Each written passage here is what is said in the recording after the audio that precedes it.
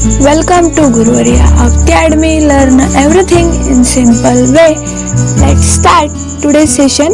Guides. Hello guys, how are you? I hope you will be fine. Guys, आज आपण 4th unit मधला जो काही लास्ट चॅप्टर आहे आणि त्या चॅप्टरचं नेम आहे द लास्ट लेसन या चॅप्टरचा वर्कशॉप पाहणार आहोत. तर आता आपण आपल्या वर्कशॉपला सुरुवात करूया. Question number first, find the meaning of the following words from a good dictionary. एखाद्या चांगल्या शब्दकोशातून किंवा डिक्शनरीतून खालील शब्दांचा अर्थ शोधा आणि लिहा. फर्स्ट आहे स्वामिल आणि त्याचा अर्थ आहे a factory where wood is cut with machinery. Second आहे पर्शियन आणि याचं मीनिंग आहे German inhabitant of Persia. Third आहे अप्रेंटिस आणि याचा मीनिंग आहे a person who learns some skills needed for his or her job. त्यानंतर आहे न्यूझियन्स आणि याचा मीनिंग आहे अनॉयन्स. त्यानंतर आहे क्रँकी म्हणजे इनहेरिटेबल. त्यानंतर आहे होल्ड फास्ट टू समथिंग आणि याचा मीनिंग आहे to possessive something here language firmly despite of any difficulties at one stroke with a single immediate action might strength.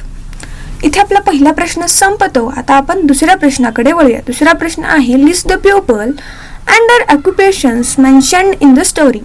स्टोरीमध्ये नमूद केलेल्या लोकांचे आणि त्यांच्या व्यवसायाचं नोट डाऊन त्यांची यादी इथे आपल्याला बनवायची आहे. आणि याचं उत्तर आहे फर्स्ट आहे little France student or narrator. Second आहे यम हॅमेल टीचर. थर्ड आहे वॉचर ब्लॅकस्मिथ. फोर्थ आहे classmate student studying in the same class. Fifth आहे पर्शियन्स सोल्जर्स. सिक्स्थ आहे villagers farmer mayor farmer postmaster. इथे आपला दुसरा प्रश्न संपतो. आता आपण तिसऱ्या प्रश्नाकडे वळूया. तिसरा प्रश्न आहे find 5 words ending with ING and 5 words ending with ED from the lesson. आपल्याला पाठातून असे काही शब्द शोधायचे आहेत ज्याचं शेवट हे ING या शब्दांनी होतो आणि असे 5 शब्द शोधायचे आहेत की ज्यांचा शेवट हा ED या शब्दांनी होतो. तर याचं उत्तर आता आपण पाहूया. Words ending with ING that are fluttering, writing, scratching, choking etcetera. आणि तशाच पद्धतीने words ending with ED are dismissed, turn, looked, लीनड.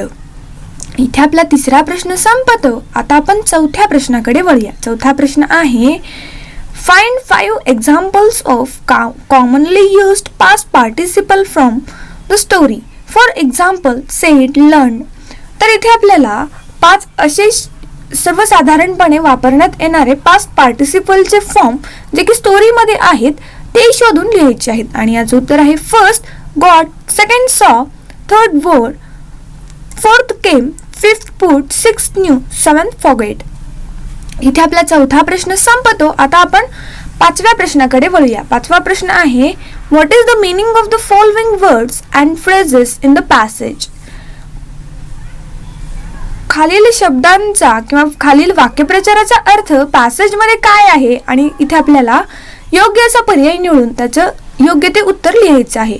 First A आहे dash dash was in great dread of आणि याचं उत्तर आहे वॉज अफ्रेड ऑफ. सेकंड आहे dash dash did not know the first word about them आणि याचं उत्तर आहे first did not know anything about them. त्यानंतर आहे सी टेरिबल आयर्न रूलर आणि याचा आन्सर आहे fourth ruler with which the master hit the student hard. D आहे dash dash a little over my fright आणि याचं उत्तर आहे fourth got less frightened. A आहे what a thunder clap these words were to me आणि याचं उत्तर आहे first the words came as a shock. त्यानंतर आहे if dash dash she put off learning tomorrow आणि याचं उत्तर आहे second she did not learn at that time. इथे आपला 5वा प्रश्न संपतो. आता आपण 6व्या प्रश्नाकडे वळूया. 6वा प्रश्न आहे fill in the following blanks using proper words from who, when, what, how और व्हाय. इथे आपल्याला रिकाम्या जागा भरायच्या आहेत योग्य ते शब्द लिहून. मग ते शब्द कोणते कोणते आहेत हू, वेन, व्हॉट, हाऊ आणि व्हाय. तर हे शब्द लिहून आपल्याला रिकाम्या जागा भरायच्या आहेत. फर्स्ट सेंटेन्स आहे she started jumping for joy dash dash she heard the news when. Second आहे B you must tell how I mustn't do it. Next आहे C the person who is making the speech is my friend. त्यानंतरचं आहे D the wondered what had happen to him. त्यानंतर आहे E you must show me how to mix the solutions. त्यानंतर आहे F I shall tell when you it is time to live. इथे आपला 6 मधला जो काही मेन क्वेश्चन होता तो संपतो. इथे आपल्याला एक 6 मध्ये सब क्वेश्चन देखील दिला गेला आहे आणि तो सब क्वेश्चन आहे write a letter of thanks to your English teacher, thank him or her for everything that he or she did for you. तर इथे तुम्हाला तुमच्या इंग्लिशच्या शिक्षकांना पत्र लिहायचंय. तर त्या पत्रामध्ये त्यांना खूप खूप असे धन्यवाद द्यायचे आहेत की त्यांनी जे काही तुमच्यासाठी केलं त्यासाठी तुम्ही खूप आभारी आहात असं पत्र तुम्हाला त्यांना लिहायचं आहे. आणि याचं उत्तर आहे Ishan More 16 Ganeshwari Arya Road Goregaon East Mumbai 400063 13th April 2018. Dear Gogate ma'am, I take this opportunity to thank you from my bottom of heart for whatever you have done for me to improve my English skills. I think words fail me to express my gratitude. Madam, when I saw this new book for the first time, I was worried I didn't understand how to study it and improve my writing and speaking skill. But while taking activities of every lesson and poem, you not only boosted our courage but also made us confident to write and speak English fluently. While taking activities, you gave opportunities to everyone so that we could think, imagine and express at the same time. By taking activities based on vocabulary and grammar, you laid a good foundation of it. Now each and every student of our class wishes to learn English on their own. You created interest in learning the language. I am really proud to say that throughout the journey of my life, I will be thankful for your efforts taken for the development of our language. I am sure only because of your support and help, I can now speak and write English fluently. Thank you for support you have given throughout the year and for making it wonderful. I will forever be obliged to you. Yours obediently Ishan More. तर अशा पद्धतीने तुम्ही देखील तुमच्या English टीचर्सला letter लिहून thanks म्हणू शकता. इथे आपला 6वा प्रश्न संपतो. आता आपण 7व्या प्रश्नाकडे वळूया. 7वा प्रश्न आहे write a short note on your mother tongue and the attempts you make to study it well. तर तुमची जी काही मातृभाषा आहे तिच्याबद्दल तुम्हाला थोडक्यात इथे लिहायचं आहे आणि ती शिकण्यासाठी तुम्हाला कोणी कोणी मदत केली, कशा पद्धतीने तुम्ही ती भाषा अवगत केली ते देखील तुम्हाला इथे लिहायचं आहे. आणि याचं उत्तर आहे my mother tongue is Marathi. It is spoken all over Maharashtra. Konkani, Malvani, Ahirani, Varhadi are some of the delegates of Marathi. According to many writers and philosophers, it is the most beautiful language in India. The moment when I heard the first Marathi word I have been learning this language till today. I learned it from my parents, grandparents, neighbors and my Marathi teachers. I read a lots of books including novels of free-owned authors in Marathi. People say Marathi is rich in its literature by reading Marathi newspapers, magazines and by listening Marathi news bulletins. I improved my vocabulary and even the beauty of structure. Being my mother tongue, I haven't taken any special efforts to learn this language, but I learned it from my surroundings. इथे आपला 7वा प्रश्न संपतो. आता आपण 8व्या प्रश्नाकडे वळूया. 8वा प्रश्न आहे write points and counter points on the following topics. इथे आपल्याला काही विषय दिले गेले तर त्या विषयावरती पॉइंट्स आणि काउंटर पॉइंट्स लिहायचे आहेत. पहिला विषय आहे you should study all subjects in your mother टंग. तुम्हाला तुमचे सर्व विषय हे मातृभाषेतून शिकले पाहिजेत. तर याचे पॉइंट्स कोणते कोणते असतील? फर्स्ट आहे language is a symbol that reflects the culture of one's community and authentic identity and speaking in one's own mother tongue can create a sense of personal identify for the students across the globe.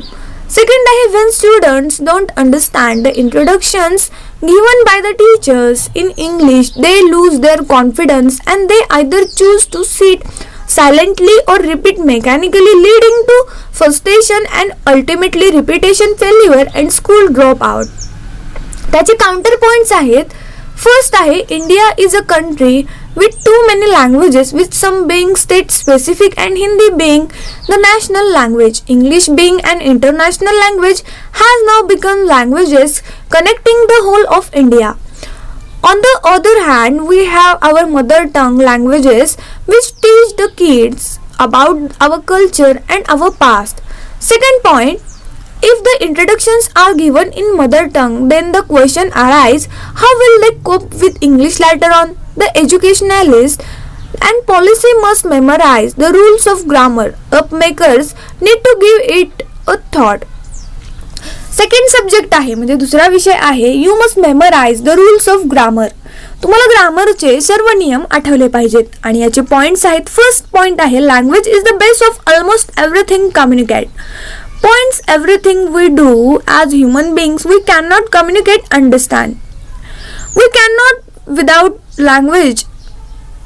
If we want to understand, need to do, want to ligneous dimensions of our as it is, learn the rules and regulations of grammar as it of languages, fundamental organizing principle of languages. Second point, it has been observed that the explicit teaching of grammar rules leads to better learning and understanding, and this lasts over time. Learning about grammar provides basic for learning other fundamental languages. तशाच पद्धतीने आपण आता counter points पाहूया. First आहे the difference between a literature and educated person is that an educated person knows to read and write. Anyone who knows to read and write knows grammar. It is a part of learning a language.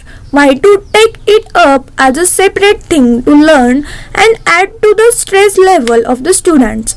Second point, languages is a means of communication. People have been communicating with each other for ages. Functional grammar is still acceptable, but learning rules looks like wastage of time and energy. There are pros and cons of everything, and so is of learning grammar rules. I think that at least the basics of grammar should be taught till primary level, and then we can shift to functional grammar. तर विद्यार्थी मित्रांनो, अशा पद्धतीने आपला जो काही fourth unit होता तो इथे संपतो. जर तुम्हाला या चॅप्टर बद्दल काही प्रॉब्लेम्स असतील तर ते तुम्ही कमेंट करून कळवा. तुमचे जे काही प्रॉब्लेम्स असतील ते निश्चितपणे सॉल्व्ह करण्याचा प्रयत्न केला जाईल. तर यापूर्वीचे व्हिडिओज पाहण्यासाठी किंवा या चॅप्टरचे चिटचॅट सेशन पाहण्यासाठी आणि या चॅप्टरचा व्हिडिओ पाहण्यासाठी तुम्हाला आमच्या चॅनलच्या प्लेलिस्टमध्ये जावे लागेल. तिथे तुम्हाला 9th स्टँडर्ड इंग्लिश या फोल्डरमध्ये सर्व व्हिडिओज मिळतील. पाहायला विसरू नका. धन्यवाद.